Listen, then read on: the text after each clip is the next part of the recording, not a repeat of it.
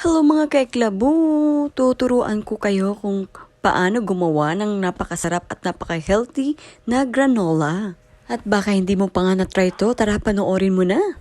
Para sa mga ingredients, mag-ready lang tayo ng 4 cups na whole roll oats. Isusunod lang natin ilagay yung ating squash seed. Kasabay din ng 1 cup na sunflower seed at 1 cup na walnuts. Maglalagay rin tayo ng 1/2 cup na coconut oil. At yung panglas, yung 1/2 cup na maple syrup. At pagkatapos nga natin mailagay lahat ng ingredients dyan, syempre hahaluin natin to. Gumamit nga pala ako dyan ng baking pan. Hindi na rin ako naglagay ng parchment paper. Since parang nakulangan pa ako ng maple syrup, nagdagdag ako ulit ng 1/2 cup na maple syrup. Again, optional yung pagdagdag ninyo ng maple syrup. Depende sa mga recipe na gagawin ninyo dito sa ating granola. Since mas gusto ko na medyo basa yung aking mixture, mas gusto ko kasi ngayon yung granola na gagawin ko medyo matamis ng konti. Tapos ibibake lang natin to ng 12 to 15 minutes. Take note pala, after 5 minutes, kailangan ninyong haluin yung ating granola dyan. Ang purpose kasi sa paghalo ng granola is para maging even yung pagka-toasted niya. At habang mainit pa yung ating granola dyan, maglalagay naman ako dito ng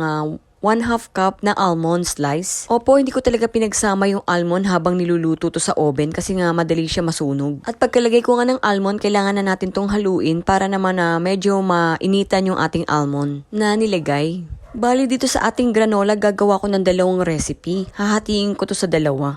Ito yung original na granola. Kukuha tayo ng kalahati dyan. At ito naman yung kalahati na granola. Naglagay ako dito ng dry cranberries. Nakalimutan ko videohan yung paglagay ko ng coconut flakes. Bali, naglagay ako ng 1 cup na coconut flakes na toasted. Yan sa ating granola. Then, hahaluin lang natin to ng maayos. Ipapakita ko sa inyo yung coconut flakes na nilagay ko. So, ganyan yung itsura ng coconut flakes. At ito na nga yung ating dalawang recipe na granola. Kung nagustuhan mo tong video ko, paki-like naman. Salamat po sa panonood. Sa uulitin. Ito naman yung ating plain na granola. Super yummy. Yum yum.